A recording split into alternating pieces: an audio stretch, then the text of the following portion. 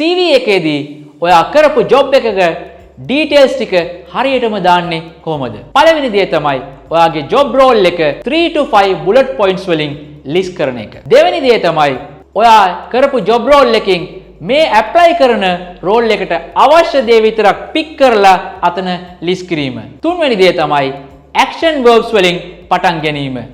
led, coordinated, documented, supported, implemented, increased ඒ වගේ දේවල් වලින් තමයි ලියන්න ඕනේ.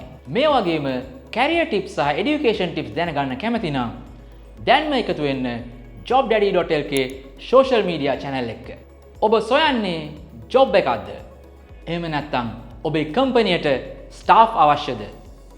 එහෙමනම් දැන්ම ලොග් වෙන්න jobdaddy.lk එකට. jobdaddy.lk. Good people, good jobs.